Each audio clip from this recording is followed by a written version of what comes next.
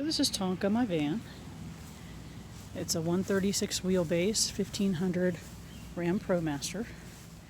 And I bought it to be my carrier for my motorcycle and a nice little living space for when I go camping. And eventually, when I retire in a couple of years, I can use this as my full-time space as I explore the country, look for a new place to live. So I've done a little bit. What I have here now is a preliminary layout. The bike is winched into the center of the cab, and I've got probably about an inch once I straighten the wheels here. I just do miss it. All of the cabinetry in here right now is from IKEA. Actually, a lot of the stuff in here is from IKEA, except for, of course, the winch and the fridge and my little power plant up here, which is the Energy Apex. Right now, that's running my Max fan, which is invaluable. If I did not have a fan in here that was running off of a battery source full time, it would be unbearable. Things that I need to do, I've actually things that I have done, I've put a swivel seat in here that has a 1-inch lowering base. So the normal base that is on the ProMasters, I took that off, and the swivel seat that I bought had the option to put a lower base on it, which of course means that I can't put the plastics back around, but honestly I don't care about that. That's not a game changer for me. This particular item is a fold down table that I originally wanted to put the Apex in, but it's too much of a pain to do that. Of course you can't see anything in here right now. Too close. This thing does not have a back away eyeball like your GoPros do.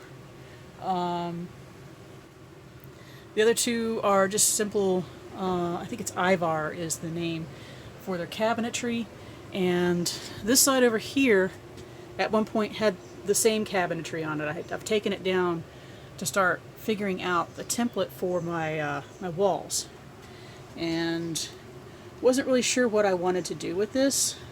Been doing a lot of research, watching a lot of other people's videos, trying to figure out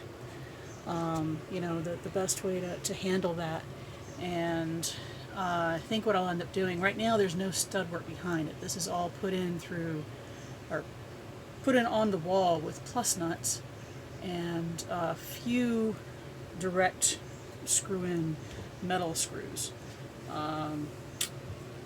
Not too happy with putting holes in the wall. So any place that I can put plus nuts, I will. So like these two, and then down here these two as well. This is a switch to the overhead lights, which are right now not plugged in because I've had to move all of my wiring. I rerouted all the wiring from the solar panel upstairs on the ceiling, or the roof, the other side of the ceiling, which is the roof. And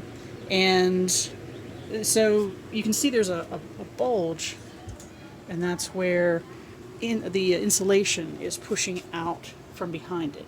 So looking at what a bunch of other people have done is they've put furring strips up, and I think that is an optimal way to build this wall. So that's going to be my next step, is putting up the furring strips and rebuilding the sides of my cabinet so that they still float, because as you can see, I took off the bottom of these cabinets so that they float above the floor, and that provides me more storage capacity underneath. It doesn't limit me, but right now they're bolted directly to the sidewall on the top of each of these supports. So it's not the best system, but right now it works. And I always knew this was going to be temporary. This is just to see how much storage I think I need. B, how much storage I would have once I got the bike in here, and if I would have access to all of the shelving.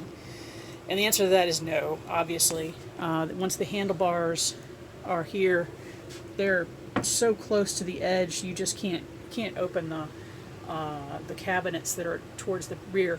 And unfortunately, those are the two main cabinets that I tend to use. So that means I'm going to end up probably putting sliding doors on them so that I can shimmy past and then simply slide the door open left and right to get to what's inside.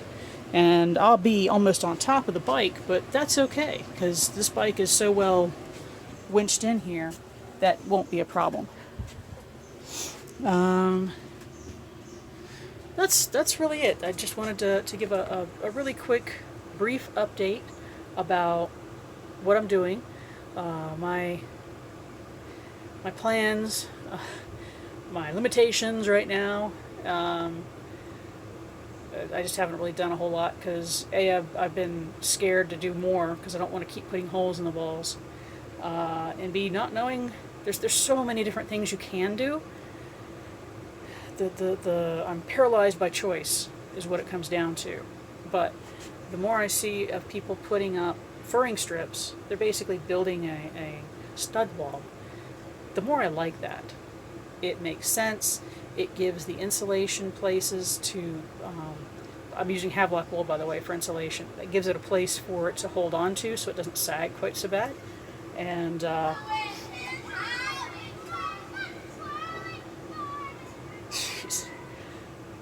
the kids. It gives me more options. One of the things I know that I didn't want to do with the walls, I don't want shiplap.